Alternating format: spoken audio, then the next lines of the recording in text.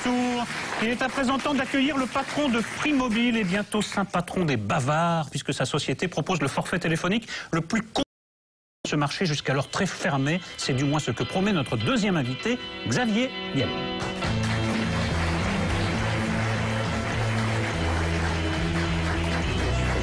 Bonjour Xavier Niel. Alors votre offre, nouvelle offre de téléphonie mobile a fait l'objet d'une conférence de presse dont on a beaucoup parlé, qui a fait s'extasier la médiasphère. Eh bien pas moi, figurez-vous, voilà, pour au moins deux raisons. D'abord, j'ai trouvé que vous ne vous inspiriez pas de Steve Jobs, mais que vous le singiez. Et je trouve que de créativité pour un patron moderne est un peu étrange. Moi je trouve que c'est déjà une erreur de nous comparer comme ça. Vous faites tout court, hein. Tout à fait.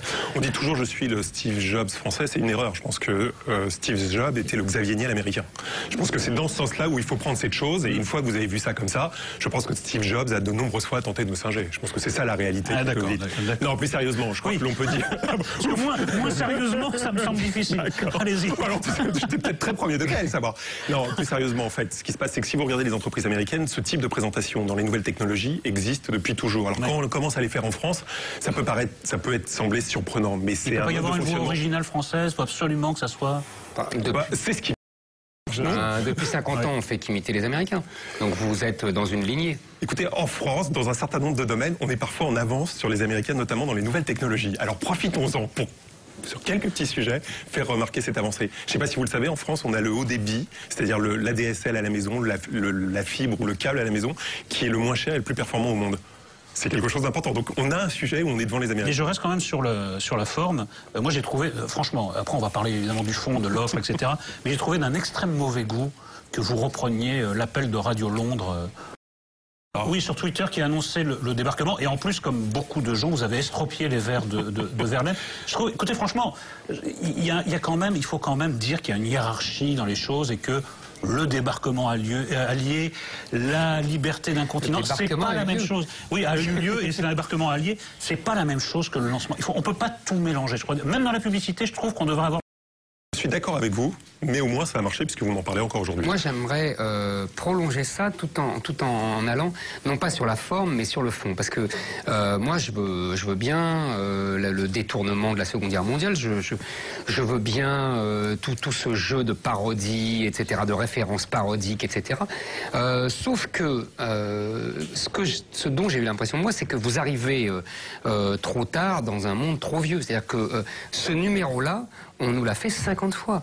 Et on sait maintenant ce que ça cache. C'est-à-dire, ce que ça cache, c'est des patrons soi-disant décontractés, 68 arts, sans cravate, mais qui sont les plus grands prédateurs de l'histoire du capitalisme depuis le 19e.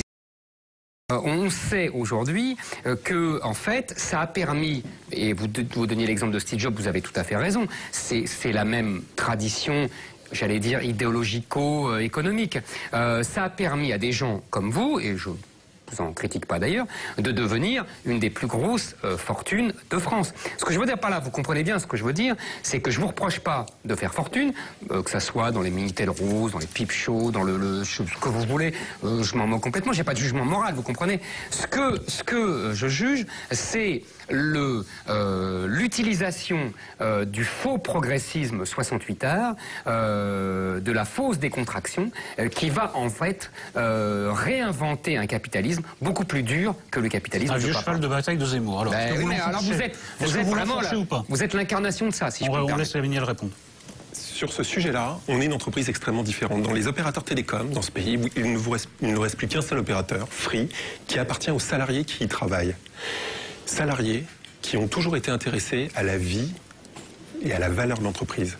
Donc on a généré des dizaines, voire des centaines de millionnaires. Donc la valeur, elle a été... Je me suis enrichi, mais j'ai des collègues qui se sont enrichis, pour certains d'entre eux, de plus de 100 millions d'euros. Donc je suis d'accord avec votre sujet. Et en quoi on est différent? C'est qu'aucun d'entre nous n'avons fait de grandes écoles. Moi j'ai mon bac, après j'ai fait maths sup et j'arrive. La plupart de mes collègues sont également dans le même sujet. Donc c'est une sorte de méritocratie qui devrait vous être chère, qui marche. Moi, je suis un enfant de la République. Je suis né à Créteil. Je ne cherche pas à faire pleurer qui que ce soit. Non. Je suis né à Créteil. Je sais pas, j'ai eu des études moyennes, mais Internet m'a permis de faire quelque chose qui est différent. En quoi c'est différent? C'est qu'on peut partir de rien, avoir une bonne idée, bosser et gagner beaucoup d'argent. Et c'est un truc qui marche aux US et qui ne marche pas en France. Parce que votre modèle, c'est souvent un modèle qui correspond à des gens qui ont fait les mêmes grandes écoles, de la même manière, qui sont copains entre eux, et qui derrière, au bout, vous avez un truc qui est différent. Vous avez un modèle qui n'est pas un modèle sain. Xavier, sur le fond, si je vous ai bien compris, jusqu'alors nous étions collectivement tous escroqués par les trois opérateurs historiques qui maintenaient, qui détenaient jusqu'à présent le monopole de la téléphonie mobile. Est-ce que je vous ai bien compris? Oui. Oui, alors. Attention, vous prenez des risques. En général, ils ont la procédure juridique. Non, vous avez utilisé le mot gruger, donc moi j'ai un petit peu. Ah bah vous voyez, j'ai un petit peu forcé le plus trait. gentil qu'escroquer. Oui, mais enfin voilà, le résultat est le même. Le résultat est le même. Je suis d'accord avec vous. Qu'est-ce qui s'est passé? C'est que vous êtes dans un métier où il y avait un oligopole de 3 acteurs. La téléphonie mobile est un métier régulé. Oui, France Télécom, SFR. Exact. C'est un métier donc, dans lequel ces 3 acteurs ont une licence. Ils ont eu une amende record auprès de l'autorité concurrence de plus de 500 millions d'euros pour s'être entendus. Il n'y a pas longtemps, il y a 5 ans, par les tribunaux. C'est exact. Dans un monde dans lequel vous avez un nombre d'opérateurs fini et que tous ces opérateurs se connaissent, proviennent des mêmes écoles, ont eu les mêmes formations et dans le même temps se fréquentent en dehors de leur vie professionnelle, on ne peut pas supposer, et on a du mal à penser qu'il soit facile pour eux, entre eux, d'avoir une agressivité commerciale. La preuve en est que la France est considérée, pas par moi, mais est considérée, notamment dans les études de l'OCDE, comme un des pays les plus chers en termes de téléphonie mobile au monde. Donc ça, c'est un constat réel. C'est pas que le coût du travail en France est plus cher. Après, on peut inventer toutes sortes de choses. C'est une réalité factuelle. La France est le seul pays au monde, avec Cuba, dans lequel l'ensemble des acteurs de la téléphonie mobile sont nationaux. Ça n'existe pas dans un autre pays au monde, sauf à Cuba. Et alors, vous avez qu'on se protège habilement. Alors, si vous êtes pour le protectionnisme, mais moi je suis pour le protectionnisme. Et contre la concurrence, dans ce cas-là, il faut commencer par couper la tête à Bouygues, couper la tête à SFR, on n'aura que France Télécom, on paiera des communications plus chères. Cher monsieur, je vous rappelle que c'est comme ça qu'on a fait le téléphone en France. Et que c'est parce qu'on a payé des communications plus chères qu'on avait un opérateur téléphonique très puissant en Europe. Je ne suis pas contre ponctuellement des situations de monopole avec, effectivement, vous avez raison, un paiement plus élevé, mais qui permet la constitution d'une puissance économique française dans un monde très compétitif.